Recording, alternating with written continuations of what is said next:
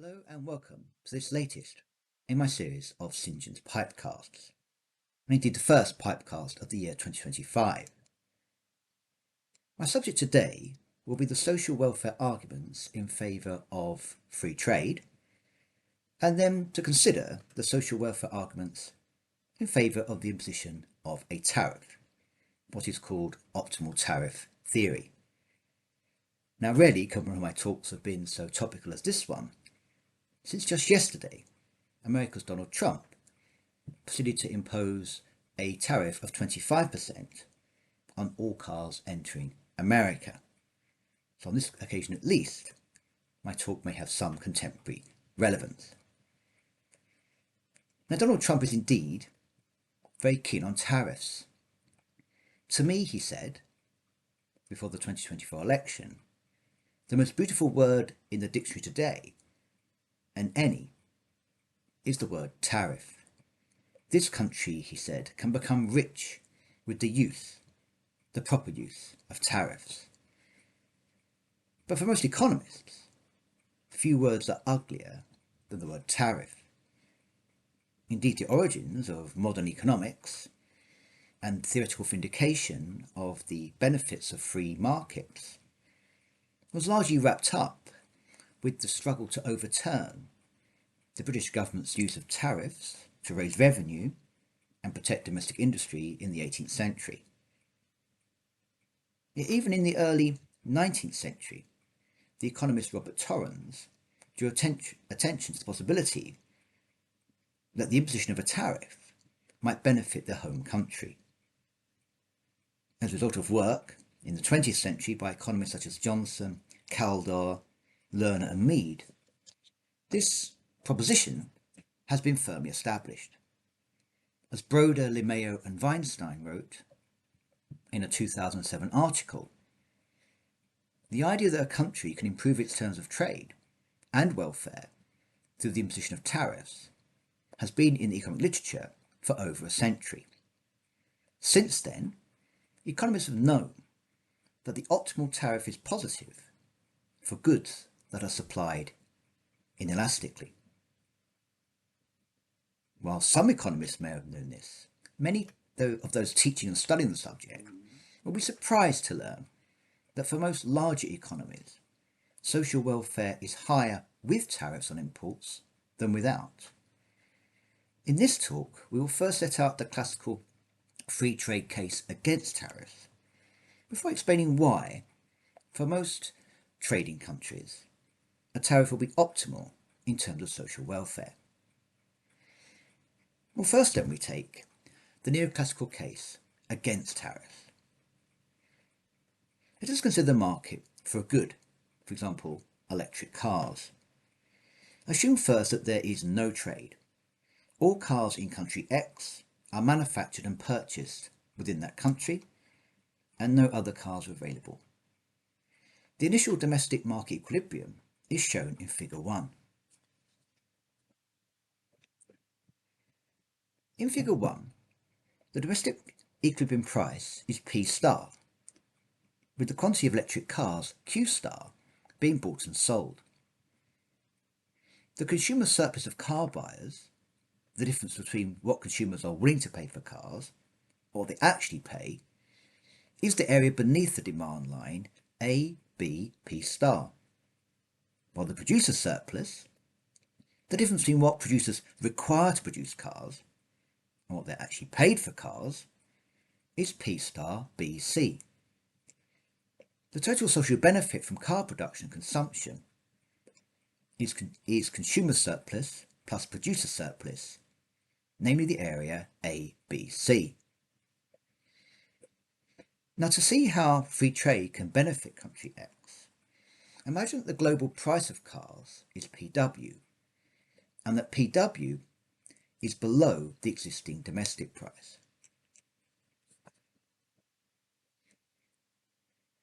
Since country X can now access the global price of cars at PW, no consumer will pay more than PW for an electric car. We assume first that at first they buy cars made in country X, but at price PW, the domestic supply of cars is only OQ1, whereas the demand for cars at price PW is OQ2. Hence the difference between the domestic demand and supply of cars is met by imported cars. Thus, in figure 2, when the price is PW, the domestic supply of cars is Q1, the domestic demand for cars is Q2, and the difference, Q2 minus Q1, is met by imported cars. As can be seen, we assume that a number of cars can be purchased abroad at the price of PW, which is to say that the global supply curve of cars is perfectly elastic. What then has been the effect of opening up country X to trade in electric cars? Well, first, the price of cars has fallen significantly from P star to PW. With the fall in the price of cars, domestic demand for cars increased from Q star to Q2. The combined effect of the fall in the price of cars and the increased consumption has been a large increase in consumer surplus from AB P star to AE PW. This is a measure of the gain to consumers of free trade in cars. However, the fall in the price of cars means that for most domestic car producers, it is no longer profitable to make cars in country X. Only a few home producers with low costs survive, producing OQ1. As a result, producer surplus falls from P star BC to PW DC. The area P star BD PW is a measure of the loss to producers of the introduction of open trade in electric cars. To calculate the net welfare effect of trade, we must deduct the loss of producers from the gain to producers. That is P star BEPW minus P star BDPW. The difference is the shaded area DBE. These are the net gains from trade. Since the gain to consumers exceeds the loss to producers, in theory the consumers could compensate the producers for their welfare loss and still be better off. Thus can be understood the classical case for free trade, which has been shown to yield a clear social welfare gain. Such a conclusion is reinforced if you consider the impact on social welfare of imposing a tariff. Now, a tariff is a tax levied on a good when it is imported. It is levied initially on the importer. A specific tariff is a fixed charge per unit of the import, such as £1,000 per electric car imported. An ad valorem tariff is a tariff levied as a percentage of the initial import price, such as 20% on the imported price of an electric car. In both cases, the tariff increases the cost of importing a good into the country. For simplicity, we take a specific tariff and assume it is set at the amount T. The effect of imposing such a tariff is illustrated in figure 3.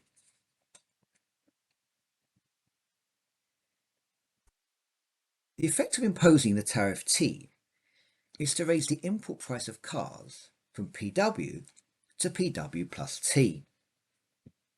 An importer no longer just buys cars in the world market at price PW. They also have to pay the government the tariff T to bring that car into the country. Hence, the price at which country X accesses the global market for cars rises from PW to PW plus T. What are the effects of the new domestic price of PW plus T? Well, first, the domestic price of electric cars rises from PW to PW plus T. With the rise in price, the demand for electric cars falls from Q2 to Q4. The domestic output of cars rises from Q1 to Q3, since at the higher price, more firms find it profitable to produce cars for the domestic market. With the demand falling and home production increasing, imports fall from Q1, Q2 to Q3, Q4. The chief loser from the tariff is domestic consumers. they now pay more for cars and they consume less. Consumer surplus falls from AEPW to AGPW plus T, a net decline of PW plus T, GEPW. The chief gainer from the tariff is domestic producers. They are producing more at a higher price. Their producer surplus increases by PW plus T, FDPW. Another gainer from the tariff is the government. Given that the tariff is T and imports are Q3, Q4, the tariff generates revenue from the government equal to FGHI. This revenue can be used to cut other taxes. Thus, a tariff brings winners and losers. What is the overall outcome? A tariff is generally held to bring a net welfare loss to society. This is because the welfare loss to consumers exceeds the welfare gain of producers and government. We can see this from the diagram. As we have seen, the loss in consumer surplus from the tariff is PW plus T, GEPW. Of this welfare loss, the amount PW plus T, FDPW, is relocated to increase producer surplus and is not a net loss to society. And FGHI is relocated to the government and can be used to increase welfare by cutting taxes or funding benefits. So again, is not lost to society. However, this still leaves the amount DFH and EGI, which are not redistributed, but simply lost to country X. Together, these two amounts represent the deadweight welfare loss from a tariff and are indicated as the two shaded segments. This deadweight loss has two components. First, there is a production distortion, which arises from the fact that domestic producers have increased car production. This is a loss to society, since these domestic producers make cars at a higher cost than the cars that could have been bought in the open market. So society is using resources to make cars at a higher cost than they could have been obtained from the world. This is a waste of domestic resources, since these resources could have been used to make something more valuable to society. This production loss is the left-hand triangle DFH.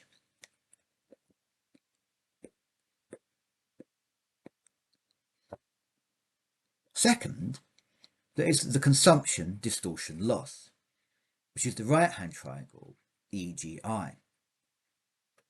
This arises from the fact that due to the tariff, consumers have been forced to cut back their consumption of cars. At consumption Q4, the consumer's demand line is above the world price of cars PW.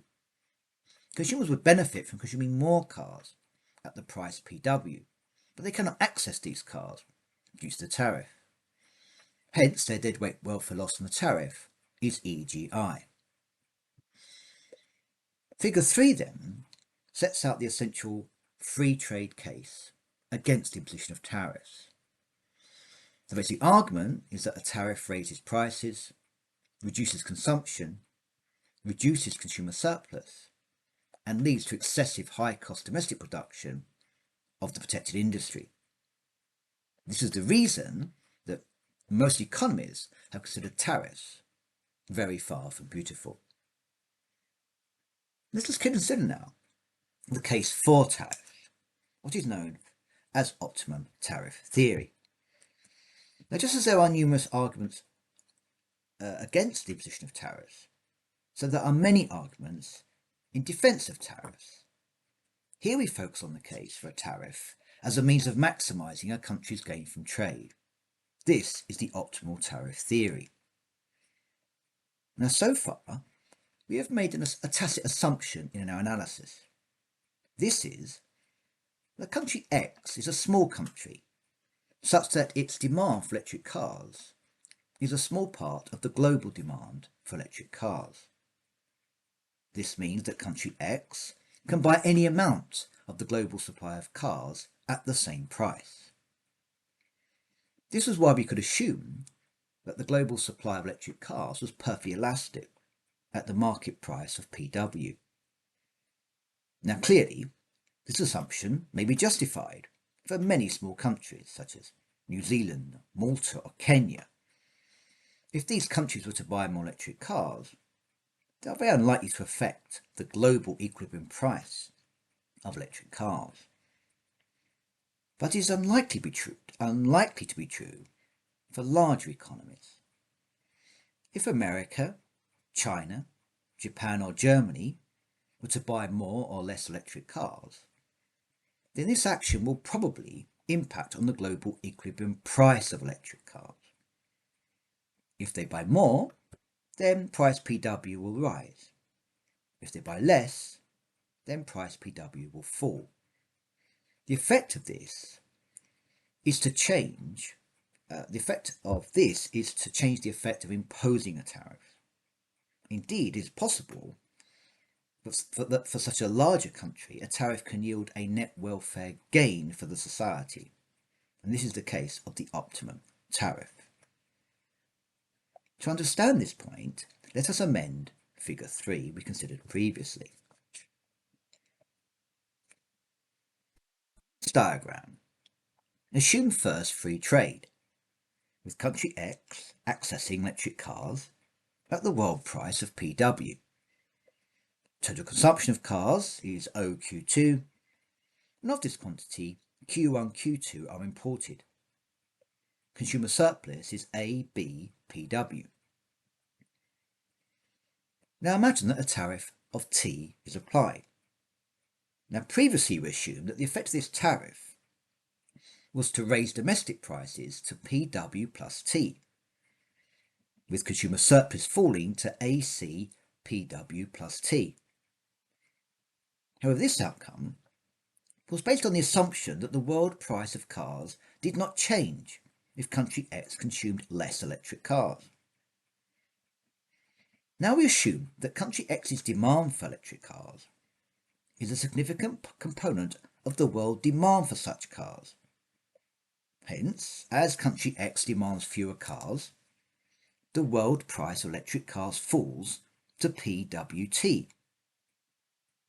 What this means is that the terms of trade, which is the ratio of a country's export prices to its import prices, have moved in favour of country X. Country X is paying less for imported cars than before, and this in itself makes country X better off.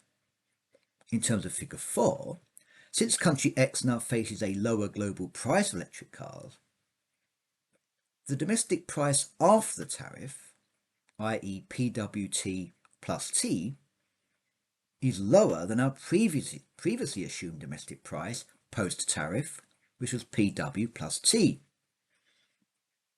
The domestic price of electric cars has still risen due to the tariff, but it's risen by less. Thus, of the total amount of the tariff, about half in our example is paid by domestic consumers, and half is paid by foreign suppliers, who now receive a lower price for their car exports to country X. In terms of the welfare effects of the tariff, there is still a deadweight welfare loss due to production consumption distortions, as indicated by the two shaded triangles. These losses, however, are less than before, since the post-tariff price has increased by less. Furthermore, there is an additional welfare benefit, since the government's revenue from the tariff has increased. This is because while the absolute amount of the tariff has not changed, being still T, imports are larger now, since price has risen less, meaning domestic consumption has fallen by less, and domestic production has risen by less. So the quantity of trade taxed has increased. And of this tariff of T, where previously it was all paid by domestic consumers, now only half is paid by domestic consumers, and the other half is paid by global car producers, who receive a lower price for each car. This welfare effect, accruing to the state, is indicated by the shaded rectangle. As can be seen, If the shaded rectangle is larger than the two welfare loss triangles, then the tariff can actually increase total social well-being. In this case, the positive effect of the tariff on the terms of trade offsets the negative effect of the tariff on the initial domestic price level. Now, this situation, where a tariff can shift the terms of trade in favour of the levying country, arises from the fact that a large country will be a monopoly purchaser of imported goods. Now, a monopoly consumer is one whose consumption of a good is sufficiently large relative to the market to ensure that when the consumer increases its purchases, the effect of its increased demand is to raise the equilibrium price of the product.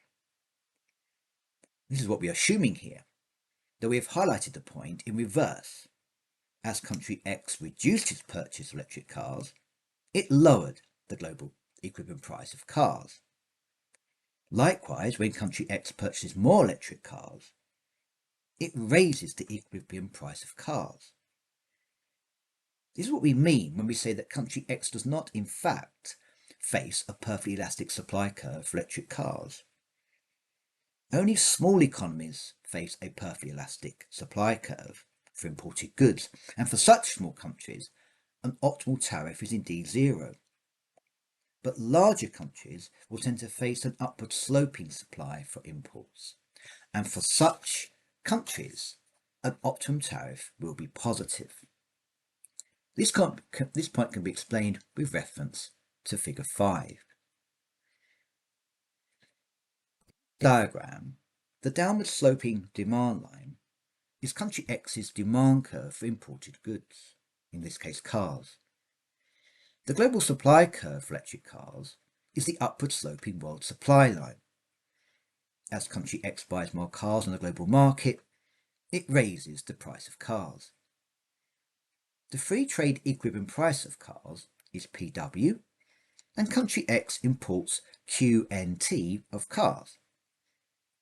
However, QNT is not the efficient welfare maximising consumption of cars by country X. The reason is that as country X buys more cars, it shifts the terms of trade against itself, driving up the global price of cars. This means that the marginal cost of a car for country X is not the price of the car. The marginal cost of a car is the price of that car plus the increase in the price of all the cars it's already importing. For example, suppose country X imported 1,000 electric cars a year at a price of $10,000 a car. The total cost of importing those cars is 1,000 times by 10,000, which is $10 million.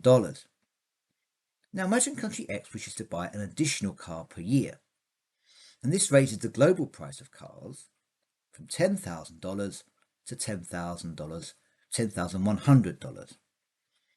Since the marginal cost of that car is $10,100 plus the extra $100 for all the 1,000 cars it's already importing, which now all cost $10,100 instead of $10,000.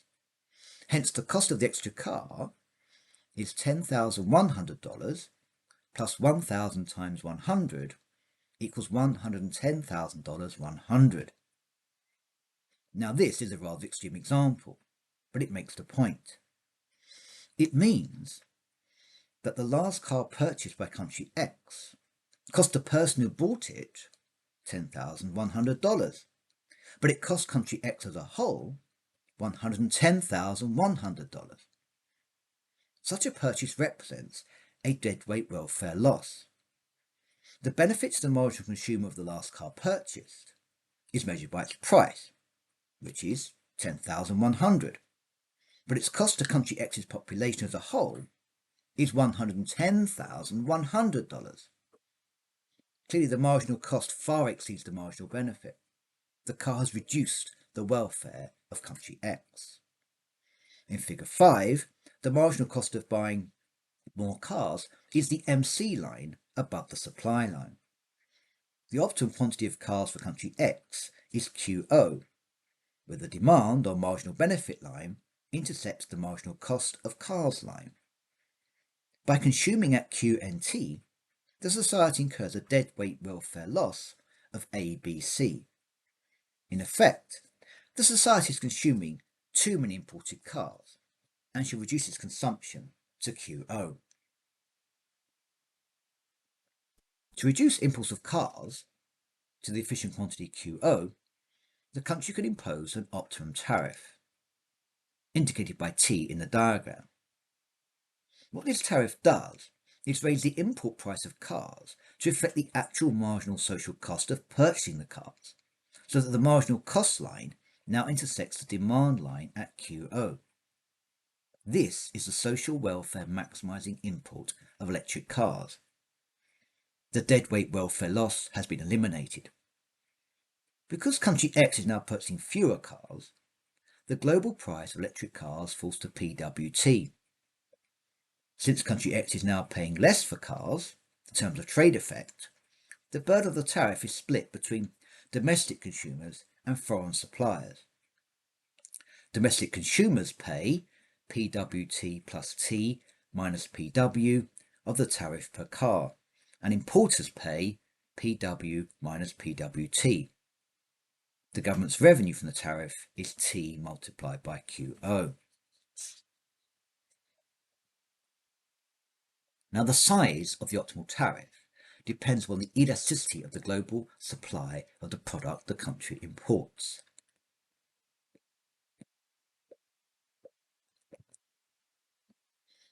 The more inelastic the supply line, the greater will be the terms of trade effect of the country's imports in the global market, and the larger will be the optimal tariff.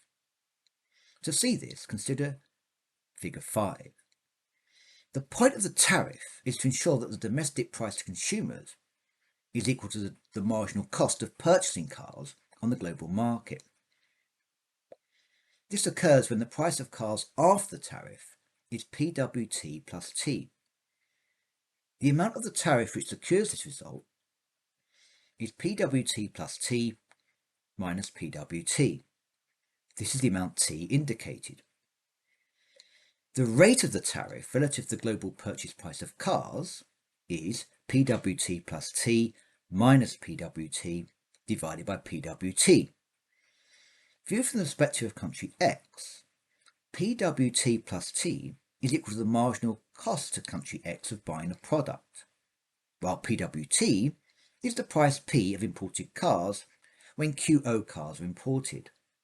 Hence we can rewrite the rate of the tariff as MC minus P divided by P.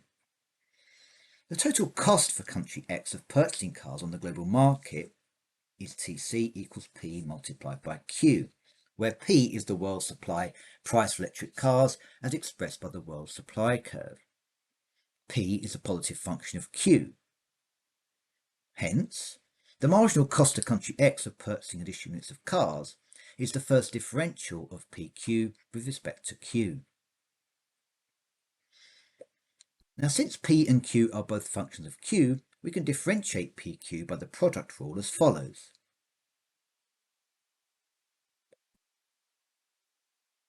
With this expression for MC, it follows that, and rearranging and cancelling, we end up with. Now, dividing both sides by P to get the optimal tariff rate, we have the following. MC minus P over P equals Q over P multiplied by dP over dQ. Taking the reciprocal of the right hand side, we get MC minus P over P equals 1 over P over Q dQ over dP. Now P over Q multiplied by dQ over dP is the expression for price elasticity of supply when quantity is a function of price. But since we are assuming that price is a function of quantity, we rewrite the formula for price elasticity of supply as P over Q 1 over dP over dQ. Hence we arrive at the following equation, which can be rewritten S equals the price elasticity of supply. Thus, the lower is the elasticity of supply, the larger will be the optimal tariff. For example, if the elasticity of supply is 2, then the optimal tariff rate will be 1 over 2 equals 0.5 or 50%. If the elasticity of supply is 0.5, then the optimal tariff rate will be 2 or 200%. Only when elasticity of supply is infinite, which is of course the standard small economy assumption of neoclassical theory, will the optimal tariff be 0. Now, several attempts have been made to calculate the optimal tariff rates for larger importing countries. A 2011 study for the National Bureau of Economic Research by Ralph Osa of the University of Chicago calculated optimal tariffs for a series of countries, including the US, China, India, and the European Union. He concluded that the optimal tariff rate for such economies averaged around 60%, with welfare gains for the countries concerned ranging from 1 to 4% of GDP. Table 1 summarises some of his results.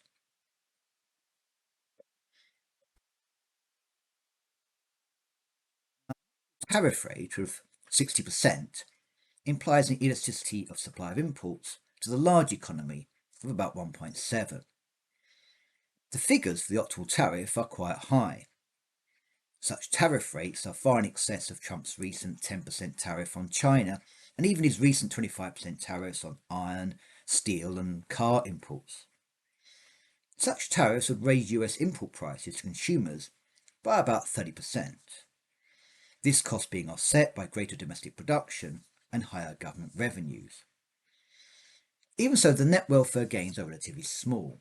In the US case, about 2.3% of GDP. Now, most students of economics are surprised to learn that for reasonably sized economies, the optimum level of tariffs is positive. Economists are trained in the virtues of free trade, and the welfare gains from trade are a core part of any introductory economics course. Yet, as with so many welfare results for economics, these gains from trade are predicated upon a world of perfect competition. If the world consists of a large number of small countries, each facing a perfectly elastic supply curve of imports, then an optimal tariff would indeed be 0. But as economists have increasingly realised during the 20th century, such results do not apply when the reality of imperfect competition is faced. One such market imperfection is monopsony. A monopsony exists when the purchasing decisions of a consumer affect the market price of a good. Large firms and employers are usually monopsonists, and so are large economies when they access global supply chains. As soon as this is the case, the cost of a country of purchasing greater imports exceeds the market price of the traded product, since the act of purchasing the product turns the terms of trade against the consuming country. In such cases, the social welfare maximising level of imports will be less than the free market level of imports. Now, the degree to which this is so depends on the price elasticity of supply of the imported product. So long as the price elasticity of supply is less than infinite, then the optimal welfare maximising tariff rate will be positive. This result is clear.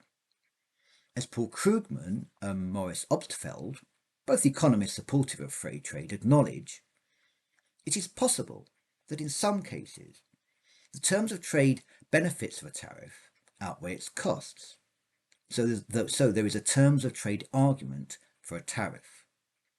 The terms of trade argument against free trade, then, is intellect impeccable, but of doubtful usefulness. Intellect impeccable, but of doubtful usefulness. Now, why do Krugman and Obstfeld arrive at this conclusion?